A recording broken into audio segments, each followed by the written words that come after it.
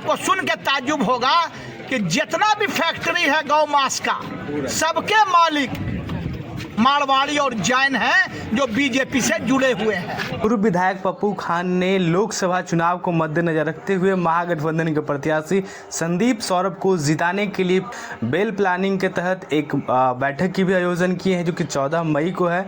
उसके लिए सभी लोग को आह्वान करते हुए नजर आए और साथ में क्या कुछ प्लानिंग है बता रहे हैं, ये भी आप देखिए क्या कुछ कह रहे हैं पप्पू खान, ये भी सुनिएगा। आज की बैठक हमारे कैंडिडेट संदीप सौरभ जी की मीटिंग है यहाँ पर।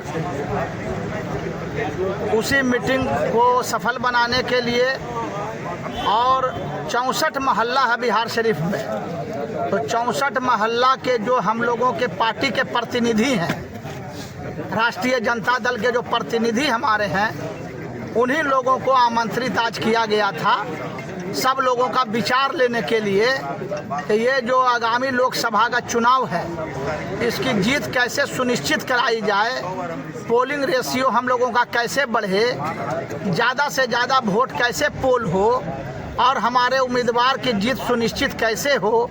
माले के उम्मीदवार जो यहाँ इंडिया गठबंधन के रूप में आए हैं संदीप सौरभ जी, उनको जीत का सेहरा कैसे पहनाया जाए, उसके लिए हम लोग ये 64 मोहल्ले के प्रतिनिधि लोग आज आए थे और उनसे हम लोगों ने एक एक करके हर मोहल्ले से विचार लेने का काम किया और फिर अपने विचारों को देने का काम किया। जो अति पिछड़ा वर्ग है और जो दलित हैं उनका वोट कैसे आप खींच पाएंगे, क्योंकि भाजपा तो हिंदू मुस्लिम करके पूरा हिंदू एक तरफ करे। हाँ, तो उसका जवाब अभी हमने दिया ना अपने लोगों को कि हमारे जो लोग हैं, ये जो टीम है, जो सेना हमारी है, ये लोग गांव-गांव जाएंगे, बूथ-बूथ तक जाएंगे और 2-3 एजेंडे पर हमको भी बात करना है। जिस तरह से मोदी जी टीवी पर चिल्ला करके हर मंच से हिंदू मुसलमान, मंदिर मस्जिद, गौ रक्षा की बात कर रहे हैं ना, उसी तरह से 3 एजेंडे को लेकर मेरे लोग जाएंगे। हम लोगों ने तय किया है। पहला एजेंडा गौ रक्षा की बात ही करते हैं। गौ रक्षा तो जिस तरह से 370 धारा को इन्होंने हटाया कश्मीर से, जिस तरह से इन्होंने 3 तलाक को हटाया, तो हम मांग करते हैं कि पार्लियामेंट से ही कानून लावें कि गौ हत्या जो करेगा उसको फांसी का सजा होगा। लेकिन ये ऐसा नहीं करेंगे, इसलिए कि जितने भी गौ मांस के व्यापारी हिंदुस्तान में हैं वो सब बीजेपी के लोग हैं। जितना भी बड़ा बड़ा फैक्ट्री है गौ मांस का जो विदेश जाता है, 1 मिलियन लाख टन मांस प्रतिदिन विदेश जाता है हिंदुस्तान से।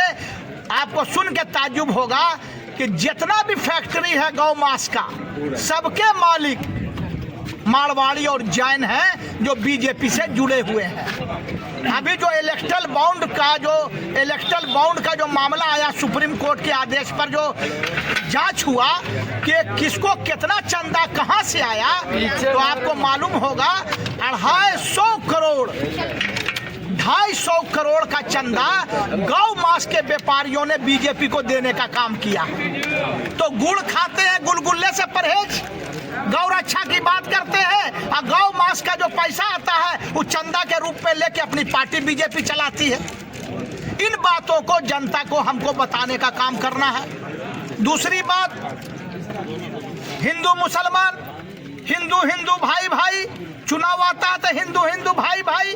और अभी जब राम लल्ला का प्राण प्रतिष्ठा हुआ अयोध्या में, तो मोदी जी ने कानून को ताक पर रख के, सारे शंकराचार्य को ताक पर रख करके खुद जाके पूजा किया, प्राण प्रतिष्ठा किया और एक भी दलित, महादलित, पिछड़ा, अति पिछड़ा, कमजोर वर्ग के किसी नेता को मंदिर में बुलाने का काम नहीं किया। यहाँ तक कि प्रथम महिला हिंदुस्तान की, हमारे देश की राष्ट्रपति मुर्मू जी को भी वहाँ आमंत्रित करने का काम नहीं किया गया।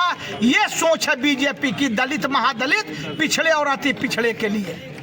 इसलिए ये 2-3 एजेंडा है जिसको लेकर के गांव-गांव तक हमारे कार्यकर्ता, हमारे नेता जाएंगे और दलित, महादलित, पिछड़ा, अति पिछड़ा और कमजोर वर्ग के ब्रेन को वॉश किया जाएगा और वहां बताया जाएगा कि तुम्हारा सच्चा नेता माननीय नरेंद्र मोदी जी नहीं, माननीय लालू प्रसाद यादव जी की विचारधारा है।